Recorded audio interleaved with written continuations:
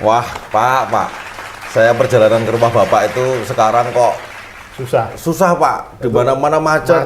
Terus ada banjir Pak. Itu yang membuat agak terhalangi perjalanan. Kan sekitar saya udah mulai bergerak ekonominya, tambah kencang, banyak kegiatan masyarakat yang sudah berjalan dengan baik, ya kayak hajatan, kayak pameran, kayak apa acara Event-event ya. Iya, berarti kan ekonomi sudah mulai berjalan. Jadi, ya kita bersyukur lah ya. Udah lama kita tidak menjalankan karena COVID. Ngomong-ngomong kan Pak, kemarin itu saya sudah bilang ke Bapak, Pak, nanti kalau saya berkunjung ke rumah Bapak, ini ada paket batik buat Bapak, nanti dipakai. Ini bagus banget nih batiknya, enak dipakai. Bener Pak. Puringnya dingin, jatuhnya di badan enak, pas gitu. Dipakai pas ya? Pas. Dan Bapak kelihatan lebih muda. Iya, dari bapak saya. Bener. Terima kasih ya, udah kasih batik. Ya, ini sebagai wujud terima kasih saya karena saya sudah banyak belajar dari mulai ekonomi, sosial, budaya, itu Bapak kan memberi ilmu saya banyak. Nah, saya memberikan batik ini kan ya bukan apa-apalah Pak, cuman saya itu pengen Bapak kelihatan lebih muda dari bapaknya. Itu. Ini juga saya juga dikasih Pak. Saya sudah berpikir itu, sudah mikir. Ini dari siapa ini kok mendadak itu kok tiba-tiba ujuk-ujuk jadi baik ini apa mau nyalak ini. Mak betunduk. Saya tuh ada teman Pak. Biasanya kan orang baik tahu-tahu kan baik nanti endingnya mau nyalon. Kalau ini enggak. Kalau dia ini murni anak muda yang melestarikan budaya batik. Karena warisan dari leluhur. Batik ini kan sebuah warisan leluhur yang harus dilestarikan dan jangan sampai itu diklaim negara lain. Ya harus begitu. Kita harus dari tingkat tataran terendah sampai paling atas harus melestarikan budaya kita. Nah, jangan sampai diklaim orang lain. Saya pikir kan dengan saya mengirim batik ini kan Bapak ada undangan ke Bali yang G20 itu. Oh itu saya kemarin juga dapat. Oh juga dapat ya? Iya, terusnya saya berangkat ke Bali. Ke Bali. Ya. Nah, kebetulan jadwalnya itu benturan. Padat ya? Padat. Saya pilih menghadiri rapat RT. Nah ini aneh. Ini bapak bangsa, bapak adat mengepalai sebuah kampung ya begini nih yang perlu di prioritas apresiasi. Iya, itu kan saya lebih mengenai yang ke lapisan bawah ini yang kontak langsung dengan saya. Ini saya rapat untuk gimana menjaga ketenangan warga, ekonomi jalan, kerukunan tetap terjaga. Ya. Jangan sampai kita di masa-masa seperti ini gampang dipecah belah. Ya. Itu. Terus kemarin di Solo itu Pak, di Solo itu juga ada peresmian masjid. Hadiah dari pangeran apa menyebutnya apa ya? Syekh apa? Oh, Syekh Said. Dari Abu Dhabi.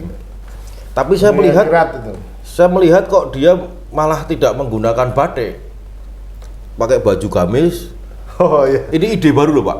Seandainya ada gamis yang coraknya batik, itu kan lebih. Itu bisa jadi masukan. Tapi kita juga menghargai budaya mereka juga. Ya. Ini dari temennya siapa kok belum jelas ini kamu? Oh ini tadi dari anak muda teman saya, dia suami istri dari batik Daflen. Oh. Dia batiknya berkualitas.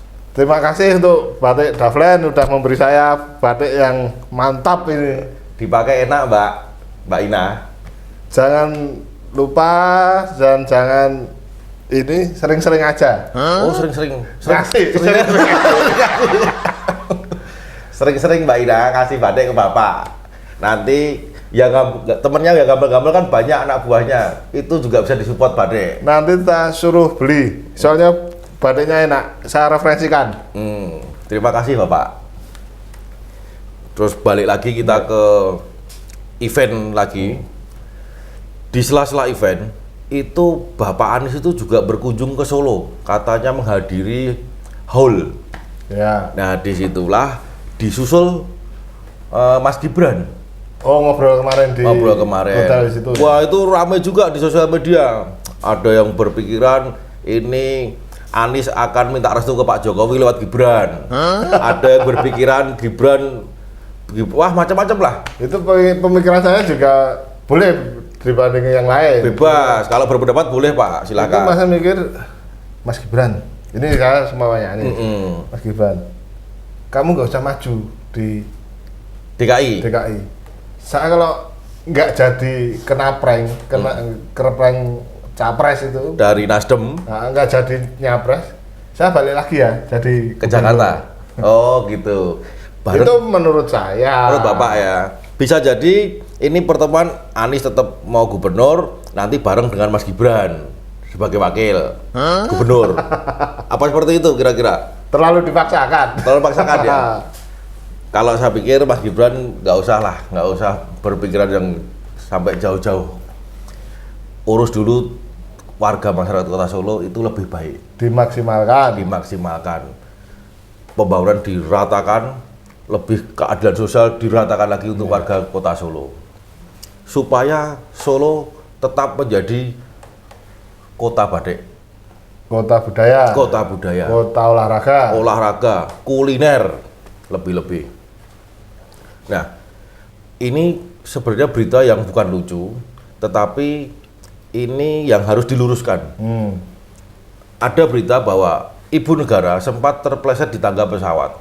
Oh ya, itu saya lihat. Nah, ini rame. Kalau menurut saya sih ya, ibu negara kan ini kan dari Bali, kecapean, terus ke Solo, terus ke Bali lagi. Iya. Kecapean. Itu perlu fisik yang prima, makanya mungkin ibu kecapean terpeleset. Iya. Alhamdulillah tidak apa-apa. Tidak ada. Mudah-mudahan serius. Ibu Iriana sehat selalu, Bu. Jangan kecapean, Bu. Sehat selalu. Kayak marketing itu. Sehat selalu. Balik lagi ke Anies, Pak. Kita berbicara. Pak Anies ini banyak misi sekarang. Dia berusaha untuk bersih-bersih dari politik identitas. Banyak misi, banyak bicara, minim kegiatan, minim action. Itu biasa. Sebenarnya sudah banyak yang tahu. Cuman banyak pendukungnya, banyak yang apa namanya, yang pendukungnya lah, intinya yang fanatik. Itu tetap dia berbicaranya tentang kebenaran. Nah, dia bersih-bersih itu dari politik identitas. Ya, kita ini udah terlanjur tahu, masyarakat sudah cerdas tentang bagaimana menilai para politikus, para pimpinan di atas itu. Masyarakat bawah udah bisa menilai semua. Makanya cerdas. Jadi dia bilang terlalu dipaksakan untuk membalik keadaan. Betul. Dia bilang kita ini tidak memecah belah. Kita ini mempersatukan. Gitu. Dia bilang begitu. Mempersatukannya apa? Kroninya? Bisa jadi. Dia kan lihai juga sebenarnya. Dia lihai dalam berkata-kata. Wah, kita sering terbuai itu kalau terbuai. Tidak waspada, terbuai kita.